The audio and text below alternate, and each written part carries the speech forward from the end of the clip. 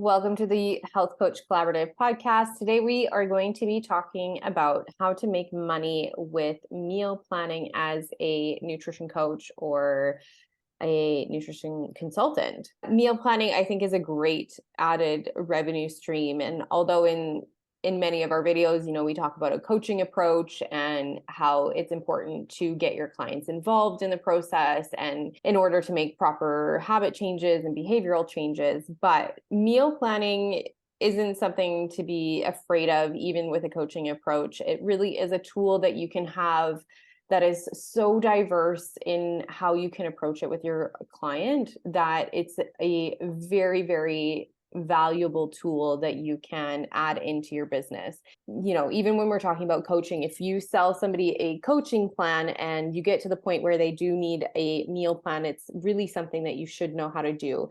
There's many benefits, and I'll quickly just cover what some of the benefits are for us as coaches, but also for the client, and then we'll dig a little bit deeper into them. So on the side of the nutrition coach, there's obviously benefits to knowing how to manipulate a meal plan to add in more nutrient-rich foods, maybe have macronutrient breakdowns for people who are trying to lose weight or have specific fitness goals like gaining weight or gaining muscle.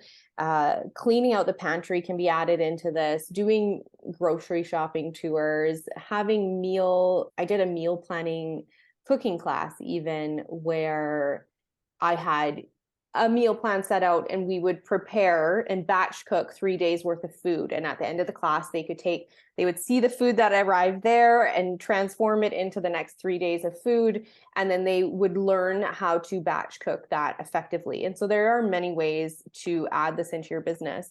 And then the reasons that you want to try and encourage your clients to even consider meal planning as part of their routine is that it's going to help them save time and money. They're going to see, I would say, quicker results with their health goals because they have created a plan, they have something to stick to. I would say it also provides a certain calm around mealtime. If you have children or you're a really busy person, mealtime can be stressful, and that can affect our digestion and lead to other imbalances in the body as well. And so it's important to kind of create this serenity around meal planning. If you have prepped on a Sunday, you know what you're eating on Tuesday and there's no stress around it. Another thing is the quality. So you'll know what's in your food. You can choose, some of those deep nutrition things that we talk about. And I think it's usually one of the things that could be, I'm going to say, easy entry for the client to understand. Most people will come to you probably asking for a meal plan because that's what they think that they need. And so just knowing how to effectively meal plan can be really beneficial for you and your client. Yeah, I have to agree. I work in corporate environments, and so all of my clients are employed full time. They're busy. They don't have a lot of time to prioritize food. The number one request that I get from each and every one of my clients is, I need a meal plan, because they just don't know where to start. They're scrambling, especially now that we're making the transition from working from home to moving back into the office environment or into leaving the house. Now they have to relearn how to meal plan again, how to meal prep.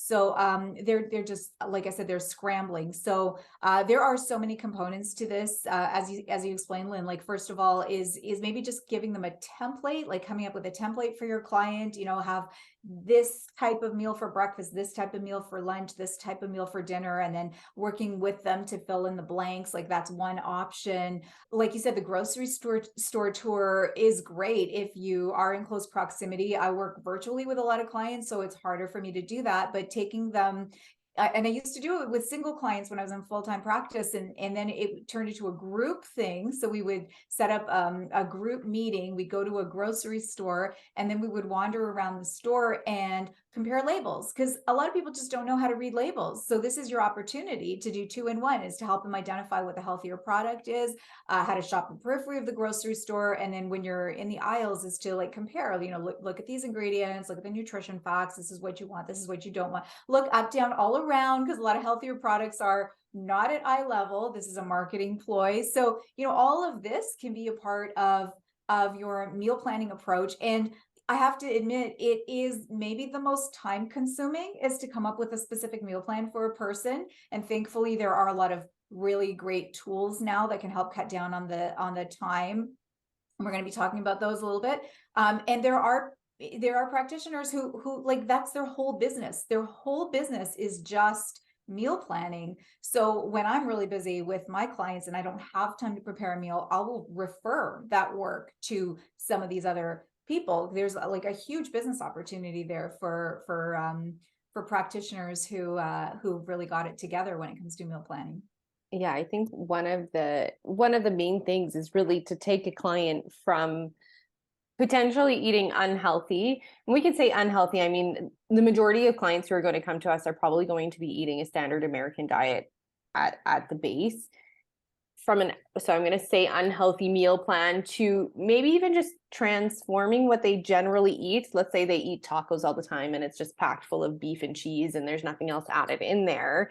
You know, how can they transform that taco or that food into something healthier with more nutritionally dense foods, and helping them just make those small changes so they don't have to change much. It's just enough to get them started. And I think if you can give them, 3-day suggestions as to the portions and what they could be eating with a list of nutrient dense foods, and they can plug and play, that tends to be a way that they can get involved as well. And I do think there are some people that are going to be great at taking a meal plan and following it religiously, but there's going to be some people who need the flexibility, myself included. I can only eat the same thing for dinner and lunch. After that, it's too old for me. I can't eat it again. So you do need to know your client and you need to know the approach that's going to work best for them. It's definitely an interesting business tool, because I started out coaching clients in a gym. Most people I would recommend a meal plan because that's what I was taught to do. Nobody would follow it. And then I started getting frustrated. And so I did create a meal prepping company from that. And so there are so many different ways of spinning the idea of meal planning as a concept into maybe other creative ways of boosting your revenue. And so I did cooking classes. I did the meal prepping business exploded in Vancouver. It was absolutely bonkers. And so I ended up including other holistic nutritionists into my business to help me go into clients' houses. We still did meal planning based on health goals, based on client needs, but we bought all the food, we bought all the groceries, brought it into the house, we prepared it, and then put half in the fridge and half in the freezer. So they would have a whole week of food made for them by us. And so we talk about this a lot in other videos, obviously, about how the career and the way that you take this forward is really up to your creativity and where you want to take this as a job. Yeah, so you were basically a meal delivery service. You were an early adopter of that concept. Yeah, I really just wanted to boost the mason jar enterprises because I bought so many mason jars during that time. And it's really one of my favorite let's say containers to use when meal prepping, because you can make really lovely salads in a mason jar, with the salad dressing at the bottom, the harder veggies, and then the softer veggies at the top. And so one thing I like to say is, like, your fridge is going to look really good and you're going to want to eat the food that you're actually buying. So, there's a lot to say for food waste and all of those things as well. But I do think it makes it more enticing for the client because, I mean, they didn't have to put the work in, which is unfortunately not really a coaching approach. But if it means somebody's going to start feeling better and recognize maybe the benefit of having those things prepared, they tend to want to get involved. I have a client, she's the perfect example. She hired me, she's a pilot for Air Canada. She hired me to meal prep for her. And, she would have me come in and she would have her coffee and we would talk while I was cooking. And it was a really nice way of coaching her while I was there meal prepping for her. And it felt really nourishing for me because I felt like I was taking care of her. She could talk to me about other things. I could coach her on why I was cooking what I was cooking. And she would just watch me. And over time, she learned how to cook. And she had enough recipes by the end because I didn't just go in and cook. They would get the meal plan, they would get the recipes. And when they felt ready, they could start cooking some of those things on their own. And now she still meal preps using the recipes and all the things that I provided for her 5-6 years ago, and she's still benefiting from those sessions with her. So it was really fun. There's so many different approaches that you can take with meal planning, and it's whatever works for you and for your clients. What I think a lot of us have found as really beneficial is making those small changes. And one of the ways that you can do that is to have the client do a food journal. Like, keep a food journal, see what they're actually eating, see what's working for them, see what are the good things they're doing, and then add on to it. So you can start making small tweaks. Like you said, oh, if they're having a taco, let's make sure that they're putting those vegetables on there. Or if they have a sandwich, do they have, some cut up vegetables or a salad or something with that? So rather than taking away a whole bunch of things, we can start adding in, and we're adding in some really healthy foods that are more nutritious. So then they're going to start to see some benefit, and it's not so onerous. So, starting with that food journal, seeing where they're at now, and then seeing where you can help them to get to meet their objectives, their health goals, their wellness goals. That's a great tool to start with as well.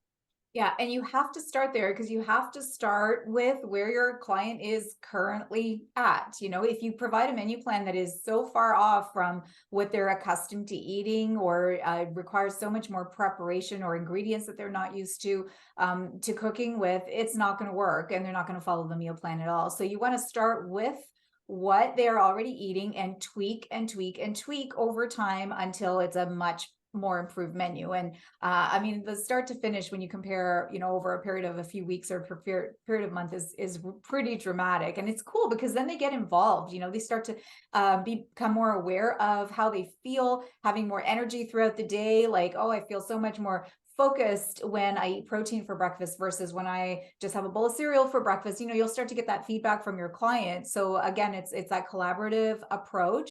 And they're not only learning about their food and getting excited about it, but they're also like learning about their bodies at the same time, and how they tick physically and physiologically. So what would you charge, Lynn, for some of these services? That's a really great question. So at the base, I was charging, and this I will talk about the applications that I used and meal planning tools that I used in order to help me kind of effectively meal plan and save time so that it would benefit me. But I would say a weekly meal plan, I was charging, I think it was $129 for a week. And then I did a monthly meal plan for $249 Canadian. And the reason I did that, purposely making it so close together, is that then you have them for a week, or sorry, a month at that point.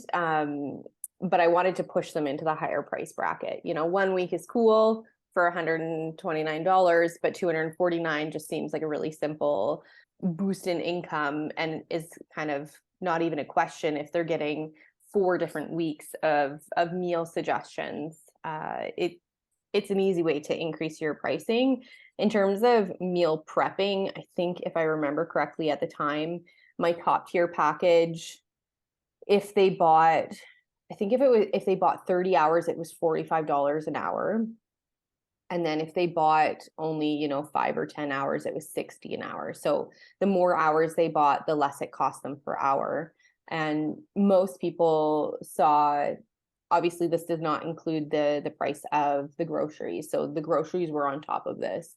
And most people were fine to pay those things because they didn't have to do the dishes at the end of the week, other than the mason jars, and most of them had dishwashers. So there was a huge time saving aspect to it. And yeah, that was generally what I find is any coaching service that we offer, depending on your experience in North America, we can charge anywhere from $80 to $150, depending on what your experiences or your other certificates are that you hold. And then as a base price, yeah, I think $249 for a monthly meal plan it's great, in my opinion. There seem to be a lot of meal prep services out there now. Now I've tasted a few of the meals, and I have to say I haven't found one that I like love. I know people rave about them, and they're pretty good, but they're not what we would make, right? Like we would take that extra step to add that deep nutrition, as you say, like to add those extra nutrients into the food, to buy the highest quality ingredients that we can, to use seasonings that are not so laden with sodium or any preservatives like some of the food services incorporate. And then the taste would be maybe more balanced, but look around, and if it's something you want to do as a practitioner, there's so much great opportunity there. Just use your imagination, pick and choose what skills you want to start with, and go from there. And it will grow because clients will ask for stuff. You start with one service and they will ask for more, and your business will evolve as the requests start coming in. And a year from now, you might be doing something completely different from what you planned, but it's an amazing place to start if you're just starting out with your nutrition career. Absolutely. And I'm kind of going to go back to what Heather was saying about some of the tools and forms and questionnaires that we can send to our clients to help streamline the process, because meal planning is time consuming. It takes time and thought, and the back end work can be quite extensive if you don't use some type of tool. The food and symptom journals are great because, back to a coaching approach and setting goals, that means that we have something measurable that we can kind of compare from the beginning to the end. And so I obviously use the Holistic Nutrition Hub, being the person who created it, but I purposely created the Holistic Nutrition Hub to streamline my practice, because there was a lot of things that I needed to send very regularly to clients, had a lot of paper, took a lot of time. I wanted something that allowed me to make things go faster for me, so that a meal plan that I charged $249 for only took me an hour to create, for example, with all the back end work and the thought behind it. And so on the Holistic Nutrition Hub, yes, we have a food and symptom journal, but we also have a kitchen questionnaire, so you can find out what the client even has in their house in terms of tools to cook. If you're recommending an energy ball recipe, but they don't have a food processor, how are they going to make that energy ball recipe without going out and buying the food processor? So it's a really good one, because then you can actually, same with smoothies, for example, but you can really streamline knowing what's in their kitchen. There's a nutrient recommendation tool that goes along with our vitamin and mineral deficiency questionnaire. That's really helpful to help you find foods that your client potentially are deficient in or maybe low in. And that way you can incorporate them into the meal plan as well, just giving them some more options there.